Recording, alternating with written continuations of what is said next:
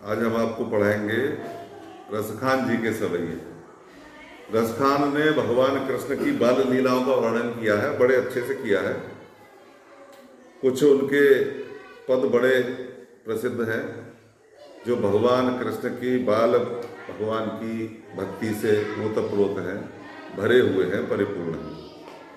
उन्हीं में से कुछ दो पद आपके पाठ्यक्रम में दिए हुए हैं, तो उन पदों को हम पहले आपको सुनाएंगे और साथ ही उनका भावार्थ भी बताएंगे कि उनका अर्थ क्या है। ठीक है। पहला पद, धूरी भरे अति शोभित श्याम जू, तैसी बंदी सिर सुंदर चोटी, खेलत खात फिरे अंगना, पग पैजनी बाजत पीरी कछोटी, धूरी भरे अति शोभित श्याम जू। एक सखी भगवान कृष्ण के घर पर गई, नंद बाबा के घर गई, यशोदा माँ के घर पर गई, तो वो सखी दूसरी सखी को बता रही है कि हे सखी, मैंने क्या देखा, जब मैं बाबा के घर गई तो मैंने क्या देखा। दूसरी सखी बोली, क्या देखा बहन? कि मैंने देखा धूरी भरे अति शोभित श्याम जू, कि हमारे श्याम सुंदर धूल से भरे हुए हैं, मिट्टी उन पे लिपटी हुई है, धूल मिट्टी में सने हुए हैं और बड़े ही सुंदर लग रहे हैं। छोटा बच्चा जब धूल मिट्टी में सना हो तो और अच्छा लगता है। धूरी भरे अति शोभित श्याम जू, और तैसी बनी सिर सुंदर चोटी, ऐसी ही उनके सिर पर चोटी बनी हुई है। भगवान के सिर पर माता यशोदा ऐसे चोटी बना के गांठ लगा देती थी, उसमें मोर पंख लगा लेते थे।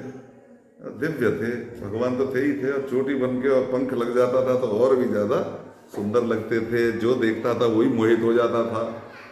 तो सखी कह रही है कि मैं उनके घर पे गई और देखा श्याम सुंदर मिट्टी में सने हुए हैं और उसी तरह की सुंदर चोटी उनके सिर पे बंधी हुई है। खेलत खात फिरे अंगना, और क्या कर रहे हैं? आंगन में घूम रहे हैं, कभी खेल रहे हैं, कभी खा रहे हैं, कभी गिर जा रहे हैं, कभी उठ जा रहे हैं। छोटा सा बालक मिट्टी में सना हुआ जैसे करता है, अकेला ही खेलता रहता है। तो सखी देख रही है, खेलत खात फिरे अंगना, पग पैजनी बाजती पीरी कछोटी, पैरों में पैजनियां बज रही है। छोटी छोटी पैजनियां बच्चों के पैरों में लगा देते हैं, घुंघरू वाली। जब बच्चा चलता है तो वो बजती है। क्यों लगा देते हैं उसको? इसलिए लगा देते हैं कि छोटा बच्चा है, उसको ज्ञान नहीं है, वो कीड़ा मकोड़ों को पकड़ लेता है, कहीं भी चला जाता है, तो उसकी आवाज सुन के कीड़े मकोड़े, कीट पतंगे, हानिकारक विषैले भाग जाते हैं। इसलिए बच्चों के पैरों में वो बांधी जाती है। पग पैजनी बाजत पीरी कछोटी, पग में पैजनी बंधी हुई है इसीलिए, और पीली लंगोट बंधी हुई है। फिर क्या होता है? वाह छवि को रसखान बिलोकत, उस छवि को, भगवान कृष्ण की उस छवि को, सुंदर छवि को जो वो कर रहे हैं, रसखान जी दर्शन कर रहे हैं। वारत काम कला निधि कोटि, और कामदेव ने भी अपनी करोड़ों कलाओं को जैसे उन पर न्यौछावर कर दिया हो। वारत मतलब वारना, जैसे कहते हैं ना कि इसको रुपए बार दो, ये बार दो। वारत मतलब न्यौछावर करना। तो कामदेव जो प्रेम के देवता हैं, जो आकर्षण के देवता हैं, उन्होंने अपनी करोड़ों कलाएं जैसे न्यौछावर भगवान की छवि को देख के कर दी हो, ऐसा दर्शन कर रहे हैं रसखान जी। काग के भाग बड़े सजनी, तभी एक विचित्र काम हुआ। क्या काम हुआ?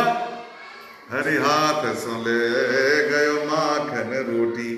एक सखी दूसरी सखी से कह रही है कि ये सब लीलाएं चल रही थी, और तभी क्या हुआ? मैंने देखा कि भगवान के हाथ में एक रोटी का टुकड़ा लगा हुआ था, रोटी लगी हुई थी, और तभी कौवा आया और भगवान के हाथ से रोटी ले गया। तो भाग्यशाली है वो कौवा जो भगवान के हाथ से रोटी ले गया।